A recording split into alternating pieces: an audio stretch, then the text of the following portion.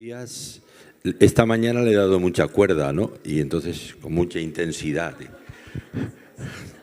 Por la noche tengo que hacer para que... Qué bueno. Deciros que ayer, bueno, desde el jueves ya tuvimos un retiro, un mini retiro en un sitio muy bonito aquí, en la Ametlla del Vallès. Los ancianos, las esposas, que tienen también, son consortes y aportan mucho. Y los pastores y las pastoras, estuvimos todos pues orando y planificando y repasando y evaluando y pidiéndole al Señor sabiduría y guía y aún con cuidado, revelación de Él para este tiempo, ¿no? Entonces, estuvimos desde el jueves hasta ayer por la tarde-noche, ya era noche, y bueno, aquí estamos contentos. Nora hizo un esfuerzo, la verdad, porque estaba engripada, pero ahí ha estado. Y ayer ya necesitaba regenerar un poquito, ¿eh? Por lo tanto, quiero decir que no sé si cualquier persona que nos visita, a veces hacemos esta explicación, hay gente que nos escucha por la radio. Bueno, Luis y Maribel, oye, gracias por habernos ministrado. ¿Dónde estáis? Aquí, hey. Y en el 2015 ellos, bueno, Luis entregó su vida a Jesús en el Festival de la Esperanza, aquel macro festival que hubo en el Palau Sant Jordi.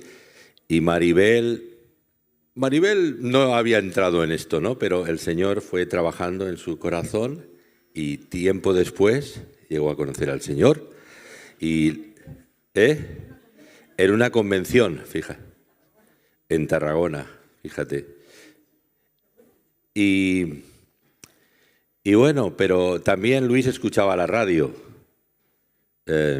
Hay gente que escucha la radio y que va a las iglesias, a diferentes lugares, no todos vienen aquí.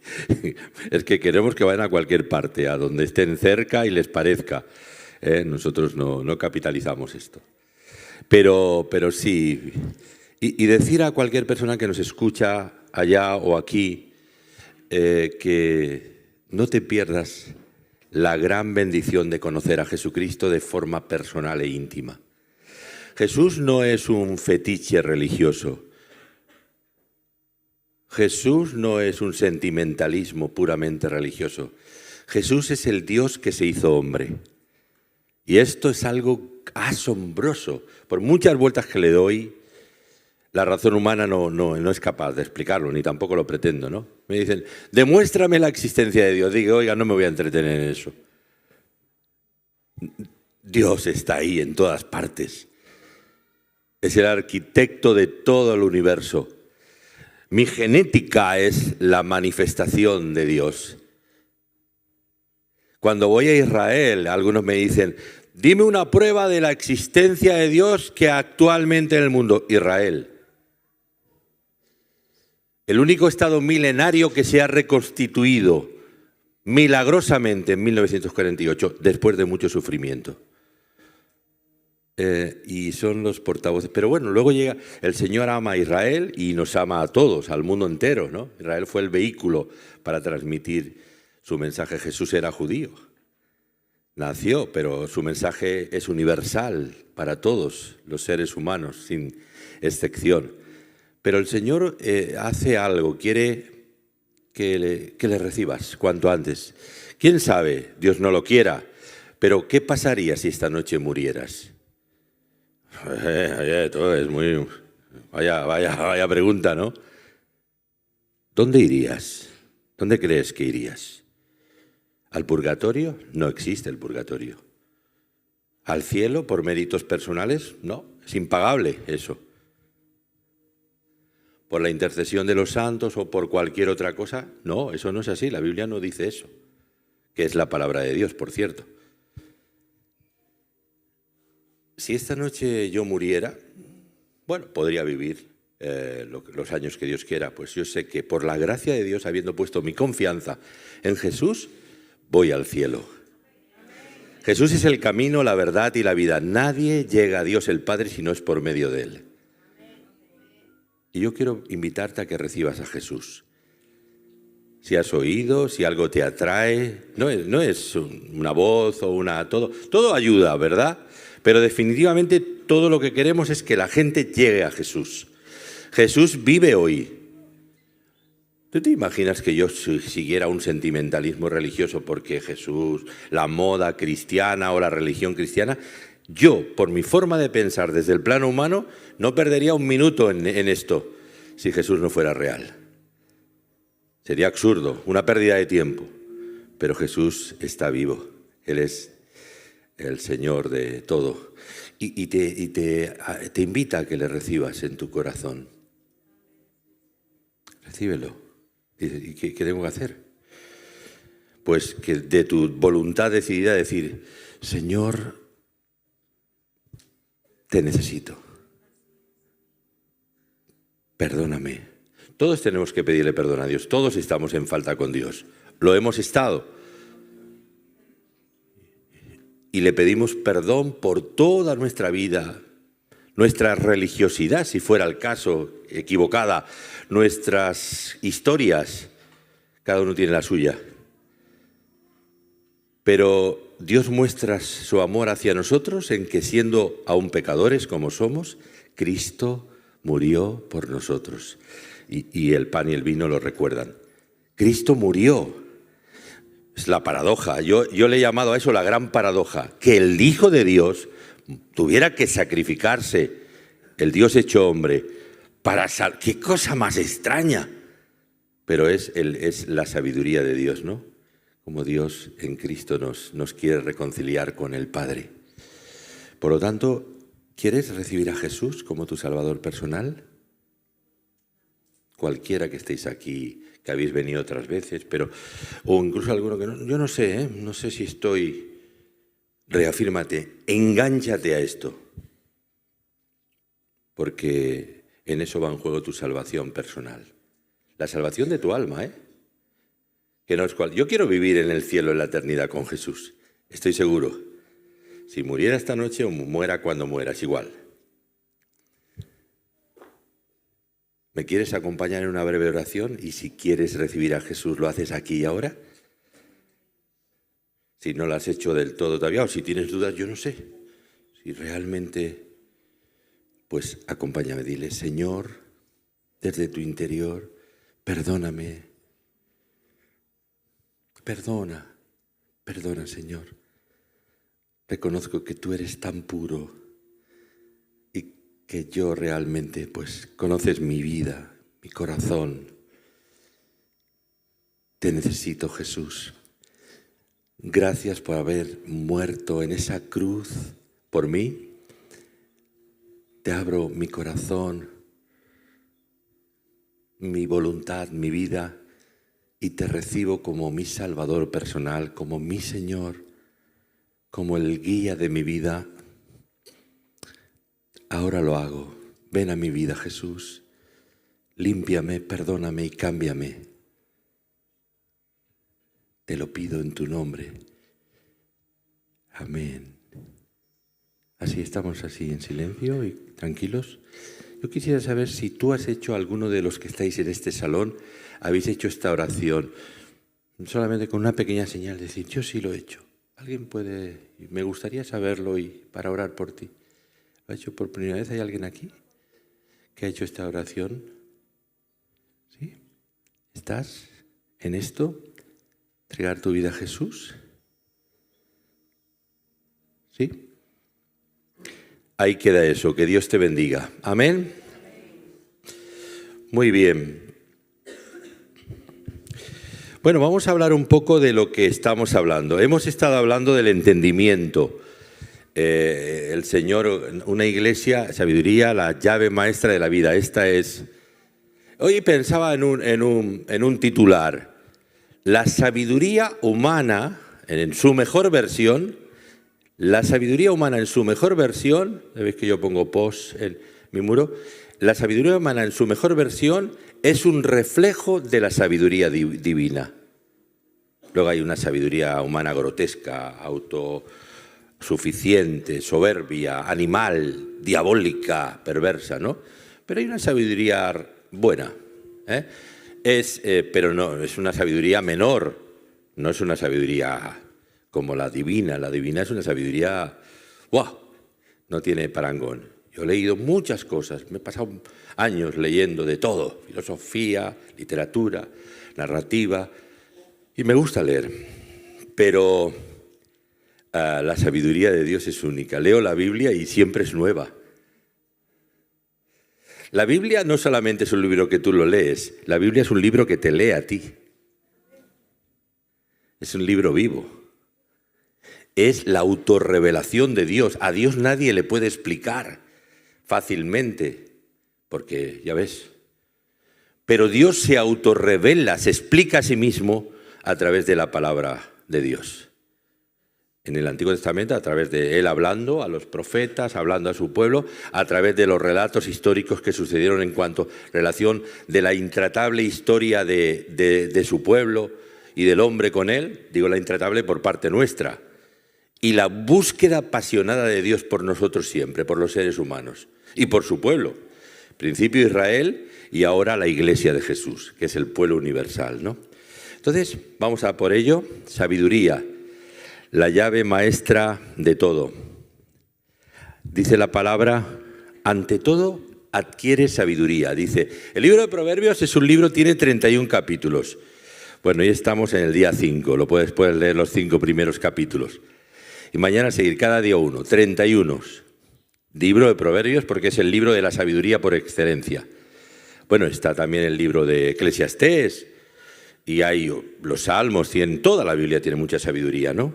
Pero, y el maestro, que es Salomón, al parecer, dice, ante todo, hijo mío, ante todo adquiere sabiduría. El gran maestro de la sabiduría de la antigüedad, ¿no? Los hijos de la sabiduría son el entendimiento, la inteligencia y la prudencia. Pero la llave maestra que abre todas las puertas de la vida y el hermano mayor es la sabiduría. El entendimiento te explica, te hace comprender cosas incomprensibles, pero la sabiduría te dice cómo hacer las cosas.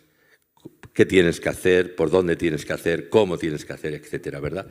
Por lo tanto, hemos hablado del entendimiento, que es muy importante para que el Señor, dice, cuando resucitó les abrió el entendimiento a los discípulos. Es como si comprendían en parte, pero cuando les abrió el entendimiento comprendieron el significado de las Escrituras, que tenía que morir, porque ellos pensaban que el Mesías prometido, no, ¿cómo que iba a morir? Era un Mesías triunfante. Pero tenía que morir y a través de esa obra expiatoria tenía que redimir a la humanidad, después resucitar al tercer día y ascender a los cielos. Y ellos comprendieron lo incomprensible a partir de entonces. Por lo tanto, pero ahora esto es una parte de la historia, pero el diccionario define la sabiduría como la capacidad de discernir o juzgar lo que es verdadero y correcto. Por lo tanto, y duradero. Vamos adelante. Quiero recordaros que ya lo sabéis los que leéis la Biblia regularmente, al menos este libro, también este santo libro, el libro de Proverbios, que el principio de la sabiduría es... Olga, ¿qué es? El temor a Jehová, el conocimiento del Altísimo, es el principio de la sabiduría, el temor de Dios. ¿Verdad? Es un temor reverente, no el terror de Dios, no el temor religioso, y que Dios va a caer un rayo si no hago esto, ¿no? Sino el temor reverente. ¿Y qué es el temor de Dios? Es el temor a pecar, a defraudar a Dios y a contaminar su pureza, ¿no? El libro de Proverbios es un manual de sabiduría práctica para la vida. El temor a nuestro Dios, aquí como dice este post, es el principio de la sabiduría. El conocimiento... Vamos adelante, no es más que la acumulación, dice también esto una definición de la sabiduría, de hechos reales, pero la sabiduría es la habilidad de ver a la gente, los eventos y las situaciones como Dios las ve. Ver la vida y las personas como Dios las ve y a partir de ahí obrar en consecuencia. Por ejemplo, en los dones del Espíritu Santo, Hay un don, bueno, la sabiduría se nos da a todos, ahora os lo mostraré, y está a nuestra disposición, y no es cualquier cosa, pero hay una pauta que la palabra nos da para que esté al alcance de cualquier hijo e hija de Dios. La sabiduría divina, para echar mano de ella. Pero hay un don en los dones del Espíritu, la lista de 15 dones en total que identificamos en el Nuevo Testamento, que se llama el don de la palabra de sabiduría. La palabra de sabiduría, ¿qué es? Hay uno que se llama el don de conocimiento, de ciencia, es un don que opera en algunas personas, en mí opera a veces, y que es eso, el conocimiento. Dios demuestra una cosa, le dice a alguien, mira, está pasando esto, esto y esto, y la persona dice, ¿cómo lo sabes? No es que haga magia, sino que Dios le muestra para que se dé cuenta de la situación en que está. Y la palabra de sabiduría es el qué tiene que hacer la persona para salir de ese lío, de ese problema o de esa situación. Y es la palabra exacta en el universo, no hay otra palabra más que esa palabra para salir airoso de la situación. Esa es la palabra de sabiduría. Yo lo he visto muchas veces, dado esas palabras, que llega a la vida de una persona y dice, ya está. Y se pone, la pone en práctica, la obedece y entonces pasa, hay una solución, hay una salida del problema. Por lo tanto, esto viene a ser en resumen esto, ¿no? Pero este es un don del Espíritu, claro, el que tiene ese carisma es como el que tiene un don de sanidades. Dice, y Dios da sanidades al cuerpo de Cristo a través de cualquiera cuando oramos, ¿verdad? Pero hay personas que tienen un carisma dado por Dios para interceder por los enfermos de una forma especial y Dios, a través de esas personas, ministra sanidad. Para que nosotros esto lo hemos exaltado en algunos casos hasta la exageración. Todo con humildad. Por lo tanto, ahí hay algo. Es un ejemplo que os he querido poner. Seguimos adelante. La sabiduría divina tiene que ver con 3 cuestiones prácticas para la vida. Es más que el conocimiento. La sabiduría divina es el qué de las cosas, qué es lo que Dios te está mostrando exactamente, el cuándo, o podríamos invertir el tema, el cómo y el cuándo, ¿no? El cuándo, ¿cuál es el momento oportuno para hacer eso? Y también el cómo llevar a cabo esa. Entonces, esa inspiración que te viene y dices, bueno, uno a veces piensa en estas cosas y dices, y parece que estás hablando contigo mismo o contigo misma, ¿no? Bueno, os recuerdo que estáis hablando con vosotros mismos casi todo el día. Estamos hablando con nosotros mismos, a excepción de los raticos que hablamos con Dios, que no son muchos, ¿verdad? Pero en ese discurso mental que tenemos, estamos rumiando, dando vueltas, el asunto, estamos evaluándolo, la cuestión, el cuándo, o sea, el cómo llevarlo a cabo, cómo habría que hacerlo, y ahí está la gracia de Dios cuando yo os diré alguna cosa un poquito más concreto. Y aquí hay otro versículo bonito. La sabiduría fortalece al sabio más que 10 poderosos que haya en una ciudad. Por lo tanto, ahí está. Esta escritura es tremenda, poderosa. La sabiduría divina se puede solicitar al Señor con un espíritu correcto. Esa sabiduría de lo alto, una sabiduría que te habilita para comprender cosas incomprensibles y para dotarte de una luz para las cosas de la vida, ¿no? Y con la fe también vas a recibir, ejercitando tu fe, tal como dice Santiago aquí en esta escritura que vamos a leer. Yo le pedí al Señor, le pedí sabiduría, porque yo, por mi trasfondo y cómo venía y vivía, yo no sabía casi leer. Y luego me fue culturizando. Yo aprendí a leer bien leyendo el Nuevo Testamento. Había venido muy poco al cole porque era muy enfermizo y etcétera, etcétera. Más cosas. Y no solamente mi incorporación, pero a la cultura tardíamente, sino la luz de la palabra, el comprender a Dios, el comprender las cosas de la vida en Dios. Y yo me di cuenta que al paso del tiempo, yo se lo pedía creyendo que esta escritura dice, si alguno de ustedes, de vosotros, en español y en latino, le falta sabiduría, pídasela a Dios, y Él se la dará. Pues Dios da a todos generosamente, abundantemente y sin reproche, sin menospreciar a nadie. Pero que pida con fe, sin dudar, porque quien duda es como las olas del mar, agitadas y llevadas de un lado a otro por el viento. Oh, más claro no puede ser. Quiere decir, pídele sabiduría y uno dice, yo no sé, no estoy igual que siempre, ¿no? No, bueno, si estás igual que siempre es que no ha pasado nada. Pero quiere decir, es algo, yo lo experimenté gradualmente, lo he ido experimentando gradualmente, progresivamente, y me he dado cuenta cómo Dios me daba luz, lucidez, claridad, entendimiento y más que entendimiento, aplicación en el entendimiento que es la sabiduría. Y en este caso divina, ¿verdad? Que es más pura, ¿no?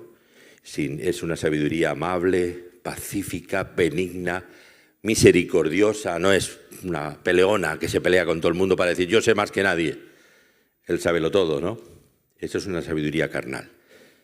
Y también, y en el peor de los casos, diabólica. Por lo tanto, pide al Señor. Y aquí de claro, ¿quieres sabiduría? Y luego, ¿cómo funciona eso? Hay algo que se activa, un chic y tal. Estaba oyendo esta mañana cuando venía para acá, hay una nueva versión de la inteligencia artificial que vamos a tener problemas con esto, ¿eh? Nos van a devorar. Cuando yo leía de Isaac Asimov hace unos años, Yo Robot y algunas de estas cosas, yo decía, esto no, esto está muy lejos. Los años 70, ya, pues ya está aquí. Y resulta que te discuten a ti, ¿qué tal? Y tienen mucha información acumulada y operan casi como un ser humano, en el más alto nivel. Pero esta sabiduría va a superar a la inteligencia artificial. ¡Aleluya! Tiene claves, tiene precisiones. Seguimos adelante. Pablo nos ofrece una revelación poderosa sobre el origen y la efectividad de la sabiduría divina que encontramos en la palabra, que tiene que ver en consonancia con el Espíritu Santo. Este texto es profundo, yo no lo puedo desarrollar porque no toca ahora, pero os lo dejo ahí. Le voy a decir a Nora que haga una difusión de este PowerPoint para que tengáis las notas y tal, y veáis las ideas y las conservéis. Pero viene a decir Pablo en el capítulo 2, el versículo 9, dice: antes bien, como está escrito, cosas que ojo no vio, ni oído yo, ni han subido en corazón, nunca han sido pensadas en el corazón del ser humano, son las que Dios ha preparado para los que le aman. ¿Quién ama a Dios? Nosotros. Dios tiene reservado un caudal de bendiciones y de cosas, y esta es la sabiduría oculta, no esotérica en el sentido, la brujería habla de la sabiduría oculta, ¿no? Pero la sabiduría en misterio oculta que los príncipes de este mundo no han conocido, si la hubieran conocido no hubieran crucificado al Hijo de Dios, dice Pablo. Y Pablo, que era un intelectual como una casa, no solamente por su formación teológica, había estudiado a los pies de Gamaliel, un gran teólogo, un rabino de la época, había estudiado en la Universidad de Tarso, una de las mejores de la época, era un hombre muy dotado, se ve en sus escritos, sabe de biología, sabe de muchas cosas, de filosofía mucho y tal, pero dice: vine a vosotros no con palabras de humana sabiduría para persuadiros, sino interrumpe su mensaje y dice: para que el poder de Dios se manifieste, ¿verdad? La sabiduría de Dios es perfecta. Aleluya. Por lo tanto, sin duda, y este es el último slide de este apartado, y yo ya voy a entrar en el sprint directo y rápido. No he puesto mi cronómetro. Sin duda alguna, Jesús fue el hombre más sabio de todos los tiempos. Estamos de acuerdo, ¿no? Y es que es indudable, además, sus parábolas y sus enseñanzas siguen siendo muy poderosas. Las parábolas de Jesús, yo he estado en cursos de psicología aplicada y me asombraba, secularmente, que ponían ejemplos de las parábolas de Jesús para ilustrar situaciones y cuestiones prácticas, ¿no? Yo decía, ponen una parábola de Jesús. Podrían hablar de cualquiera o de cualquier cosa, ¿no? Quizás Rebeca sabe de eso, ¿no? Que hay alusiones bíblicas en algunas cosas, por ejemplo, como el tema de Gedeón y los 300, la prueba del esfuerzo también, que lo he visto en algunos cursos de psicología también. Pero ahí está Jesús. En el mundo secular, pero Jesús crecía, y era en sabiduría divina, en estatura y en gracia en favor de Dios para con los seres humanos. Ese triple era un crecimiento armonioso, ¿no? Entonces hay que crecer en sabiduría divina, hay que tenerla y dices, bueno, Julio, tú has dicho que tú recibiste sabiduría y yo no soy una lumbrera, soy uno más. Pero yo, si me miro a mí mismo en el origen de años atrás, yo digo, yo no hubiera sido capaz de hacer un montón de cosas que se han hecho y que se están haciendo y que se están proyectando y las que hay, si Dios me lo permite. Eso es algo que, eso va a pasar contigo. Actívate en el nombre de Jesús, pero pide con fe, sabiendo que Dios te va a dar esa luz y esa gracia y la vas a usar para su gloria y honra. Amén. El decálogo de la sabiduría, rápidamente, allá vamos, para el siglo XXI, cómo tomar decisiones correctas. Hay muchas cosas en el libro de Proverbios acerca de las decisiones. Uno de ellos, la suerte se echa en el regazo, la suerte se echa en el regazo, es aquí en la parte de otra persona, más de Jehová es la decisión de ella. Quiere decir, tú dices, ahí está, Señor, decisiones correctas. Y me gusta esta escritura. Confía en el Señor, fíate de Jehová de todo tu corazón y no te apoyes en tu propia prudencia. Reconócelo en todos tus caminos y Él enderezará tus veredas.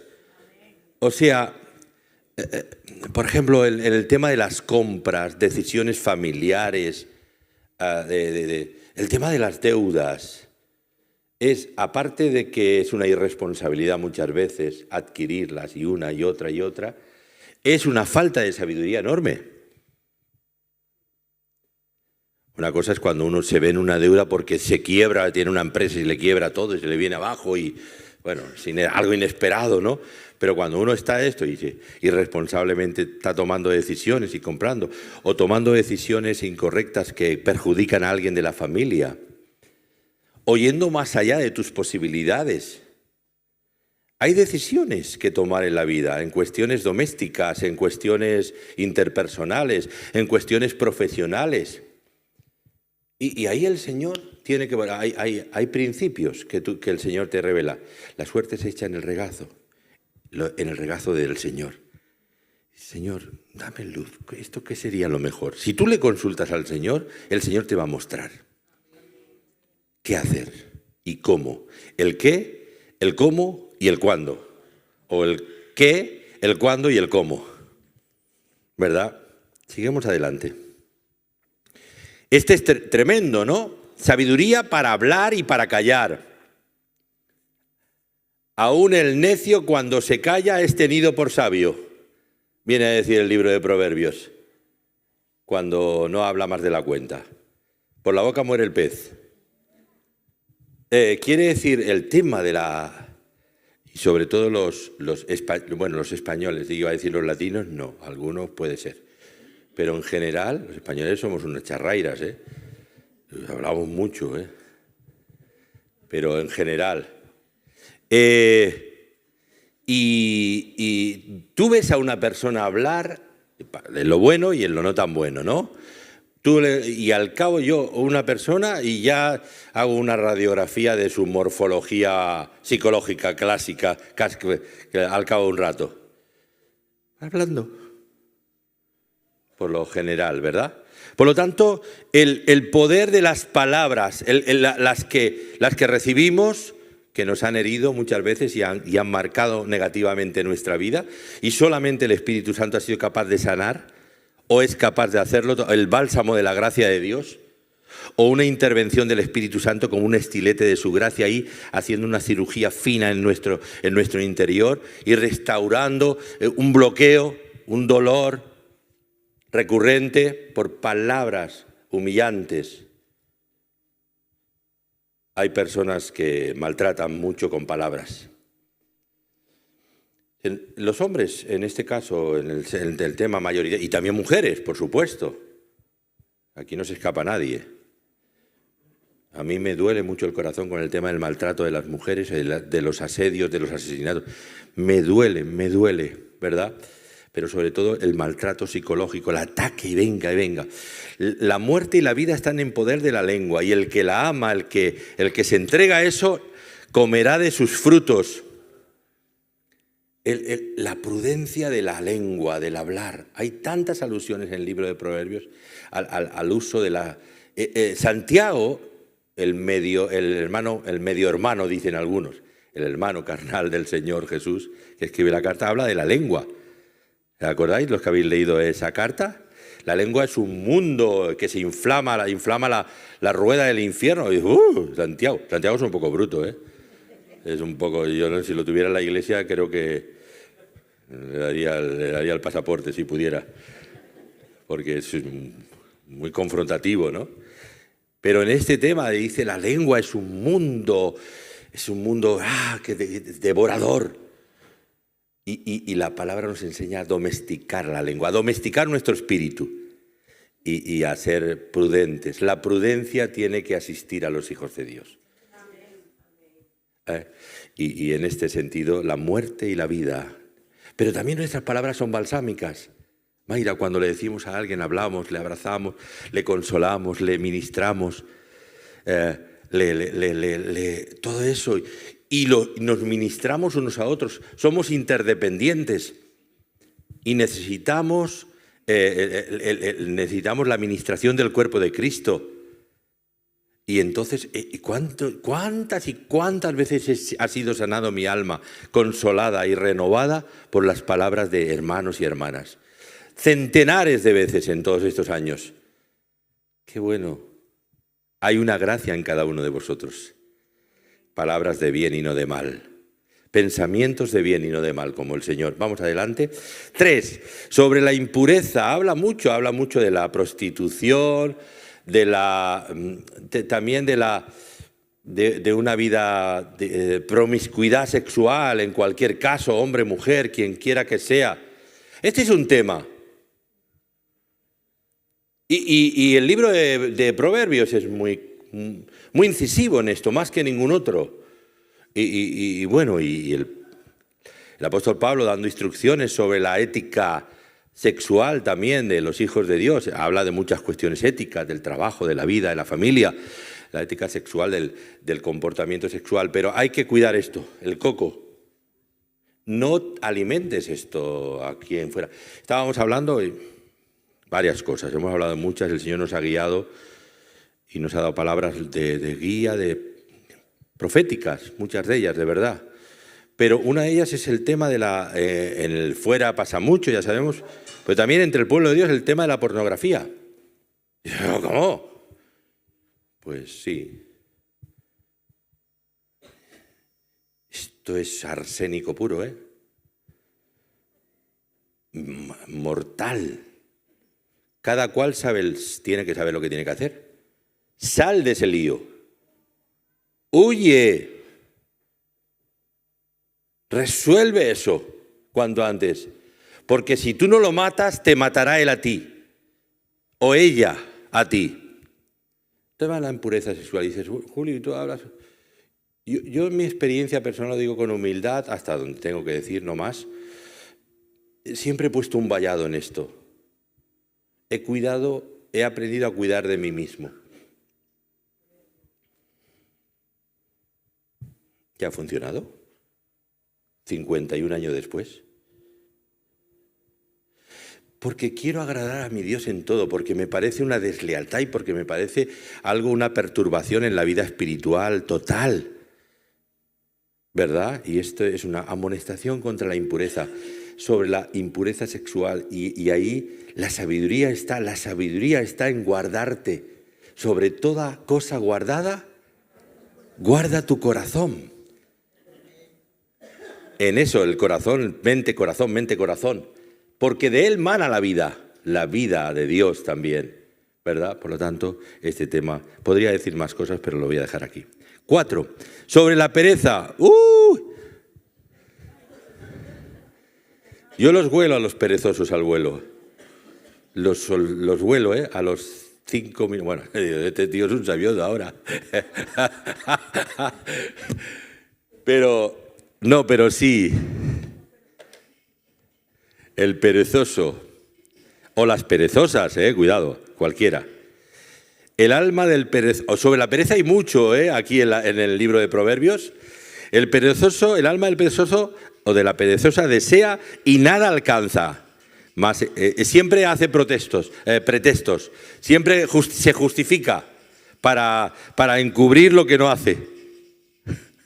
Se justifica, ¿no? Mira la hormiga. Mira cómo trabajan en verano para hacer acopio de toda su comida laboriosamente, persistentemente. Y el ejemplo de la hormiga, que trabaja siempre, permanentemente, ¿verdad? Y hay muchas alusiones a la pereza.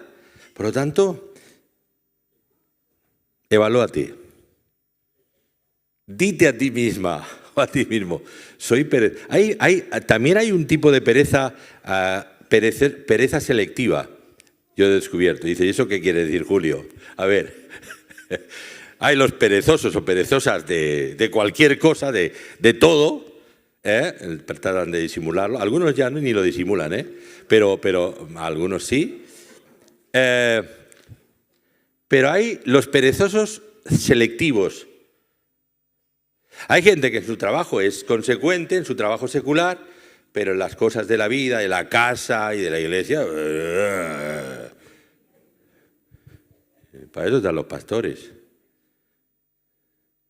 Y ya les pagamos. Yo les digo una cosa, y lo comentábamos, si tuvierais que pagar lo que es nuestro trabajo, no lo podéis pagar. Es impagable.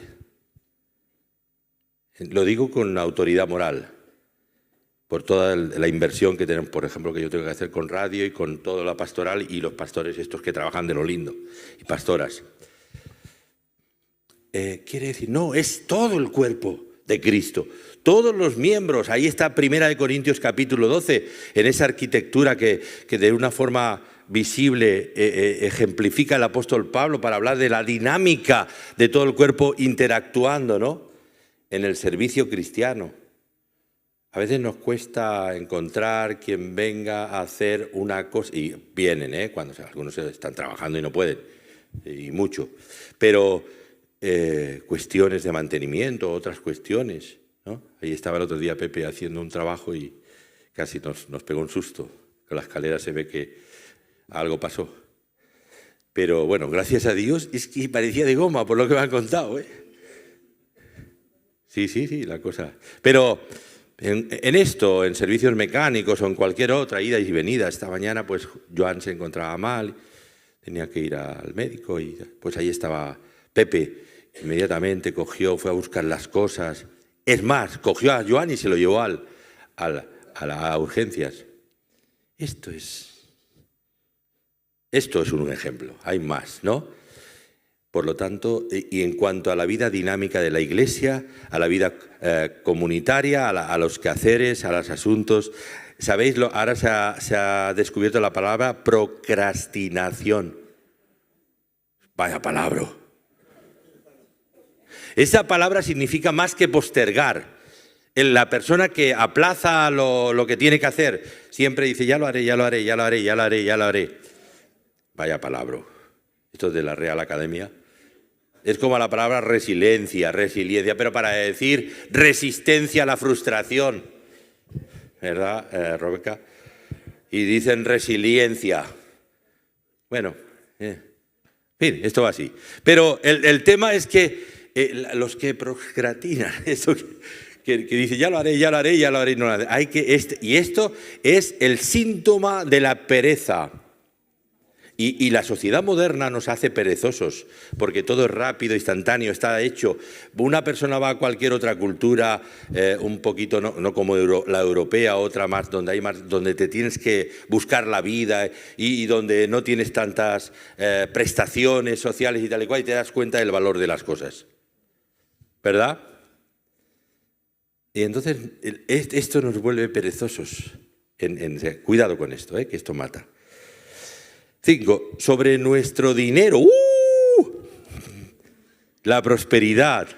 No de los estos que hablan de te vas a hacer ricos y en 5 minutos.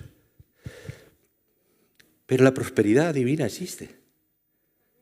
Total. Soy testigo de ello.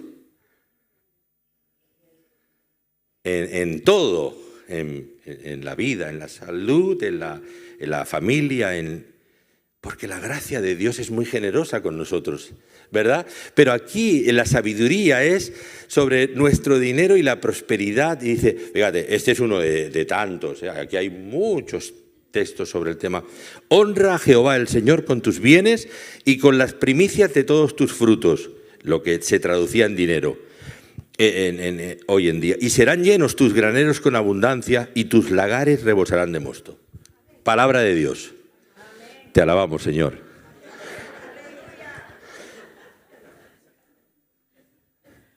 El tema, nuestro dinero. Mirad, los diezmos. Aprovecho, mira, está bien, me da chance. Los diezmos de los miembros de verdad, que están vinculados a una comunidad cristiana y que entienden las cosas de Dios, que ya tienen entendimiento, por lo menos, Y esta es una sabiduría magnífica, pero esta sabiduría tiene frutos, además de que haces lo que a Dios le agrada. El diezmo es una ley de mínimos. Algunos dicen, bueno, pero es que en la gracia, ¿sabes? En la gracia hay un más. Quiere decir, en la gracia tendrías que dar más del diezmo. El diezmo es un referente de la antigüedad, de que Dios solicitaba la 10ª parte de tus ingresos o de tus pertenencias para invertirlas a los levitas, a los sacerdotes, a la casa de Dios y a lo que fuera, en este caso en dinero. Es una ley de mínimos. Nosotros diezmamos siempre, gracias a Dios, y con alegría y de 1000 amores. Y tenemos ofrendas especiales que consideramos que y somos los más felices del mundo. Quiere decir que honra al Señor con esto y sé sabio y sabia. No permitas que Satanás robe tus ofrendas. Es que, hombre, si estás en la ruina total, evidentemente tienes que comer, ¿no? Pero si tienes, dices, no sé, lo dejaré para el final a ver si llego o no llego. ¿Cómo que te llega? Haz lo que tienes que hacer. Esto es lo apropiado. Por lo tanto, sabiduría para administrar el dinero. Y en las administraciones apartamos el alquiler, la hipoteca, la casa, lo que sea, los coles, la comida, hay toda una lista de cuestiones, pero en las primeras cuestiones está el diezmo. Somos una comunidad. Hay comunidades laicas, seculares, que tienen una cuota entre ellas tienen algo, hacen teatro, hacen corales, hacen cosas y tienen para sus propias cosas. Aquí no hay cuotas, ni peajes, pero sí que hay una palabra de Dios y es esta, ¿no? Por lo tanto, sé sabio y sabia en esto. Vamos allá. Sobre el amor al prójimo habla también. La sabiduría se manifiesta en cosas, te interpela. No te niegues a hacer el bien a quien es debido, cuando tuvieres poder para hacerlo, dice Proverbios 3:27. Ya está. Es palabra de sabiduría, es palabra de Dios. No te niegues. Y bueno, ya sabrás, hay tanta gente. Lo que pasa es que cuando vemos hay mucho pedigüeño, hay también mucho engañador, ¿no? Pero bueno, a veces yo tengo un instinto como policíaco. De verdad, ¿eh? Mi padre era policía, entre otras cosas, era maestro albañil, pero era policía unos años. Y yo quería ser policía. De hecho, iba al gimnasio y me formaba para ser policía. Cuando tenía 16, 17 años, 18 y tal, y pensaba, era luchador de lucha deportiva y quería ser policía, ¿no? Tengo ese instinto, ¿no? Y veo a las personas y, bueno, a veces te equivocas, te haces un poco enterado en esto también. Pero veo las situaciones y parezco un poli. Él me dice, ¿qué desconfiado eres? En algunas cosas digo, no, es que aquello va por allí. Es que lo otro y tal. Casi siempre va a la cosa. Y cuando veo a personas, pero el Señor también me ha hecho entender, hay personas que me parecen una cosa y el Señor me dice, dale, atiéndele. Entonces mi instinto policíaco ya lo tengo que dejar de lado. No te niegues cuando puedes ayudar, bendecir. Esta es la sabiduría. La sabiduría es conocida por sus hijos, por lo que engendra, ¿verdad? Bien, sobre los chismosos, otro tema. Hay mucho, aquí. Yo he escogido uno aleatoriamente. Proverbios 6 habla de los chismosos, Mirar, dice, es que las iglesias, algunos, mirar, en todas las comunidades humanas hay chismerío. En todas las comunidades humanas, en la comunidad de vecinos.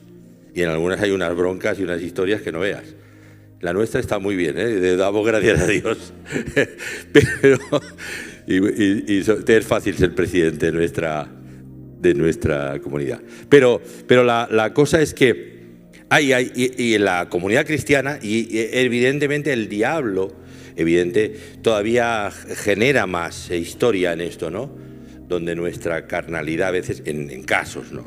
Generalmente esto no es así. Cuidado, pero si esto no se controla, contamina a toda una iglesia, y la enferma. Yo lo he visto eso. Bueno, yo estoy hablando aquí, tengo a mi pastor siempre presente aquí, que siempre ha sido mi discipulador, mi mentor, y lo hemos vivido. Pero también eso nos ha enseñado, lo hemos aprendido, del chismerío, ¿no? Y qué mejor cosa que cuando tienes cualquier cosa, ves a hablar con la persona cara a cara, no hables tanto por ahí a todo medio mundo y parte del otro. Y habla lo que tengas que hablar y confróntalo. Puede ser verdad, puede no ser verdad, puede ser mentira, o a lo mejor es una cosa absurda, ni a lugar, ¿verdad? Por lo tanto, el tema de la murmuración, en la persona murmuradora, además de ser insensata, necia, que practica eso, no tiene sabiduría. Es la antítesis de la sabiduría, porque la sabiduría te hace prudente y el prudente controla sus labios. Esta es la cosa. Por eso el hombre perverso levanta contienda, y a veces hay alguna o algún que otro, así, y el chismoso aparta a los mejores, mete un lío en medio de tal, y se pelea unos con otros y tal. ¿Sabéis una cosa? Una característica, y lo digo para la gloria del Señor, pero es cierto esto. Betania, en general, tendremos nuestros detractores, ¿no? Evidentemente, pero en general Betania es conocida como una iglesia que puentea, hace puentes, promueve la unidad del cuerpo. Yo soy miembro de la Junta Directiva del Consell Evangélic de Cataluña, hace años, y de otras cosas a nivel nacional, porque nos conocen por gente de conexión, de favorecer la unidad, de respetar al diferente, de amar al cuerpo de Cristo, a pesar de algunos pesares a veces, o las diferencias, o cuando nos enfadamos y empezamos qué feo es eso, y qué anticristiano es eso, ¿verdad? Pero qué honor y qué honra es poder hablar bien de otros. Y si hablamos alguna cosa que sea inconveniente, sea con quien la tengamos que hablar, ¿no? Vale, ya está. 8. Sobre el ánimo y el desánimo del decálogo. Es un decálogo, lo que estoy haciendo son 10, habría más. Y sobre este decálogo, el ánimo y el desánimo, ¿dónde está? El tema fijaos, un secreto para fortalecer tu estado de ánimo, que es clave, el estado de ánimo en las personas, y por supuesto en el creyente, que no somos androides, somos seres humanos. El estado de ánimo, procurar salvaguardar nuestro estado de ánimo, optimizarlo al máximo. Yo descubrí muchas cosas en la carta de Santiago. Él habla de esto, Santiago, del hombre de doble ánimo, el de doble alma, es inconstante el hombre o la mujer en todos sus caminos. Pero Pablo dice, fortaleceos en el Señor y en el poder de su fuerza. Ahí está donde tu ánimo se renueva, entre otras cosas, ¿verdad? Y aquí dice el libro de Proverbios, el ánimo del hombre, entiéndase hombre y mujer, le sostendrá en su enfermedad. Quiere decir que cuando está pasando por dificultades se sostiene. Pero ¿quién sostendrá un ánimo angustiado? El ánimo angustiado puede llegar a enfermar a la persona. Primero, un periodo de tristeza no es necesariamente depresión, decaimiento anímico. Pero luego, en el peor de los casos, puedes caer en una depresión. Cuando el ánimo se negativiza y no lo cuidas, cuida tu estado de ánimo. Eso te va a ayudar, te va a dar fuerza interior para las cosas, para ser un emprendedor, una emprendedora, para luchar por la vida, para seguir adelante, para vivir con gozo en el Señor. Ayer noche, cuando estábamos concluyendo, el Señor nos dio un flash de una cosa que vivimos muy íntima, muy bonita, pero que nos habló el Señor. Pero una cosa, yo tenía una sensación cuando el Señor nos traía esa palabra de una felicidad indecible, sobrenatural. Ese estado de felicidad que se experimenta muy pocas veces, ni poniéndote lo que quieras, en plan malo. Y yo digo, ¡wow! El estado de ánimo es un estado de bienestar. Entiéndase felicidad.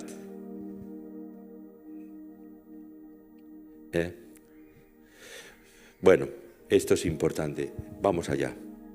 Sobre la sabiduría de ganar almas. Esto también está. El tema de la sabiduría de ganar almas. Otra cosa que nos preocupábamos, entre asuntos diversos, es el asunto. Yo me convertí en una iglesia que era una asamblea de hermanos, una iglesia tradicional, muy bonita, una iglesia con muy buen ambiente, espiritual y creciente y tal, pero una iglesia ganadora de almas. Todos los miembros nos movilizábamos. Yo cuando vi esto en el ambiente, los ancianos y los pastores eran motivadores de esto y nos enseñaban a predicarle a la gente, a compartir el Evangelio. Y esto se incorporó a mi vida como una cosa natural, ¿no? Ahora, cuando ya te estás dedicado más a las labores pastorales, no puedes estar en una cosa y en otra, y más en el ministerio de la radio y otras cosas, que es una acción evangelística de forma aérea, total. Pero la cosa es que qué bueno, la sabiduría de saber no perder de vista. Dice el apóstol, le dice a Timoteo, que era un poco tímido, le dice, haz obra de evangelista, cumple tu ministerio. Aunque no seas un evangelista nato, haz esa obra, evangeliza. La comisión del Señor es para todos nosotros. Y no es una opción, es una orden, bendita orden. Qué gozo es cuando una persona recibe la palabra, porque se la damos y no la vamos a forzar. Toma una decisión de indiferencia o acepta. Pero qué bueno es cuando alguien se convierte. Yo he visto a muchas conversiones, estar ahí. He hecho campañas en la calle, unas 45 campañas en diferentes ciudades. Qué gozo hablar y con unos, con otros, o predicar a viva voz en las plazas, a nivel particular, con vecinos, compañeros, amigos y tal. Y algunos de ellos los he visto venir al Señor. Qué alegría. Por lo tanto, hay una falta primero de ganas. Se nos ha desinflado el globo. Hay algunas que no, sobre todo más ellas que ellos. Pero el globo del ánimo hemos perdido. Nosotros los movilizadores somos nosotros, vosotros todos. Predicar a Cristo y a este crucificado y resucitado en el poder del Espíritu Santo todos los días. Y dice, Señor, dame una cita divina, dame a alguien a quien pueda compartirle. El que gana almas es sabio. La que gana almas, quizá tendría que decirlo, es sabia. Ellas ganan más que ellos. Pero bueno, todos. Es un desafío para todos. El que gana almas, el fruto del justo es árbol de vida, bendito. Y el que gana almas es sabio. Por lo tanto, la sabiduría de saber ganar. Ganar, no perder. Volvamos a nuestros principios, ¿verdad? Amén. ¿Queréis que la iglesia crezca? Por arte de vivirlo que no crece. Venid en pos de mí y haré que seáis pescadoras de hombres y mujeres. Pescadores. Venid en pos de mí y os haré, verbo hacer, proceso. Pescadores. Y os enseñaré a pescar, las destrezas del pescador.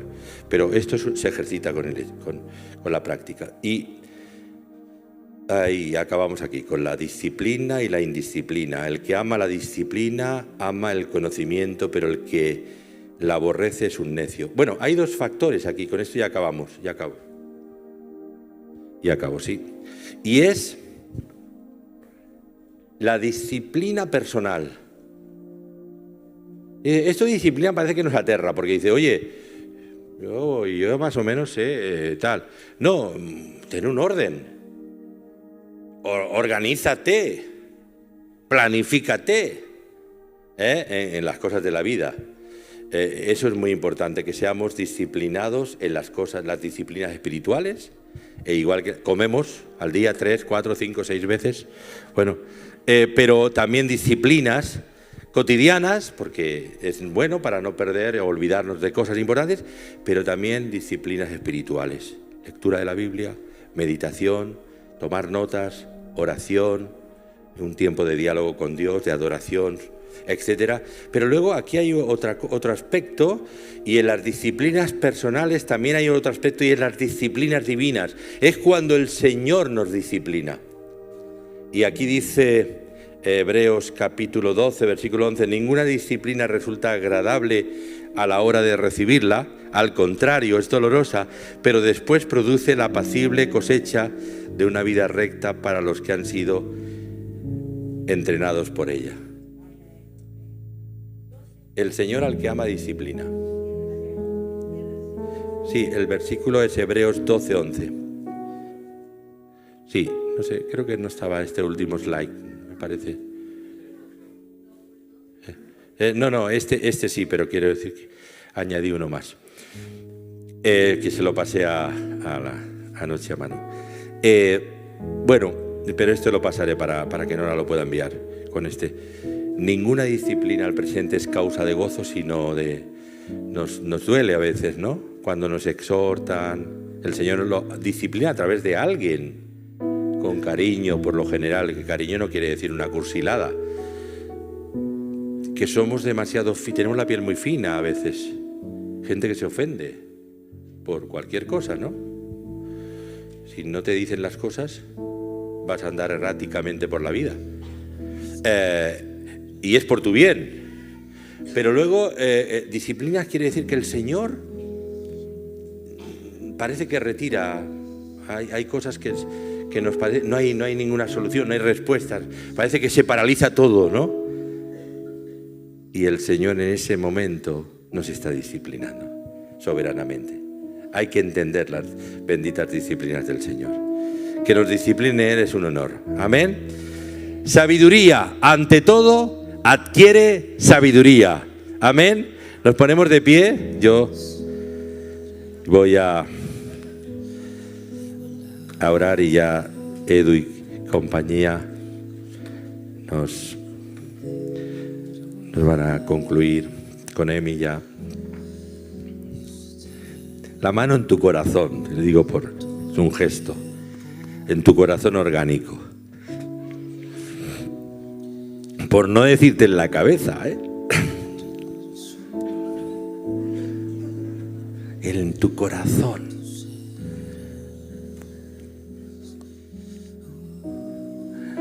Guarda tu corazón, adquiere inteligencia, sabiduría para la vida. Hay llaves poderosas. La sabiduría de Dios es la llave maestra que abre todas las puertas de la vida. Y esto es lo que necesitamos para la vida, para el aquí y ahora. Señor, gracias por la sabiduría. Cristo nos ha sido hecho sabiduría. Redención, santificación, qué misterio, qué grandeza. Y queremos beber de ese pozo profundo de la sabiduría, del arcano de tu sabiduría. Queremos adquirir sabiduría, entendimiento, sabiduría, discernimiento. luz y guía. Señor, gracias, gracias, gracias. Gracias por los recursos que has puesto a nuestra disposición. Queremos como iglesia y como particularmente pedirte sabiduría. ¿Alguien quiere en esta mañana alzar la voz? Levanta tu mano y di: sí, Señor. Pídelo con fe, con confianza de que lo vas a recibir. Sabiduría de lo alto. El Señor te va a dar un entendimiento mayor. Lo vas a comprobar en algo que va a cambiar. Un chic va a cambiar en tu interior. Porque es así. Una temperancia, una prudencia, un saber estar, un saber hablar, un saber callar, un saber obrar, un saber decidir. Oh, sabiduría para hacer las cosas bien, para agradarte en todo, llevando fruto en toda buena obra. Señor, gracias por Betania, una iglesia amada. Esta es nuestra casa. Es tu casa, Señor, es tu casa, pero es la nuestra también. Te pedimos bendición para todos los que incluso no han podido estar esta mañana ahí en sus casas. Salud para los enfermos. Hay provisión. Gracias por la ciencia médica, pero gracias por tu poder activo para sanar los cuerpos, las mentes y los cuerpos enfermos. Gracias, Señor. Gracias, gracias. Sana cuerpos. Esta mañana te pido que personas que están padeciendo, están aquejados de alguna dolencia, de alguna patología, algunas persistentes, te pido que experimenten esa bendita gracia de tu sanación. Sana a los enfermos. Es tu grey, Señor, la cual compraste con tu preciosa sangre. Sana a los enfermos de Betania Metropolitana y a todos los que nos están oyendo por el canal. Sana, porque tú eres el sanador por excelencia. Jehová Rafa, el que nos preserva de la enfermedad. Eso es Jehová Rafa. Lo recibimos ahora con esperanza y te damos gracias ahora en el nombre de Jesús. Amén y amén. Que el Señor os bendiga.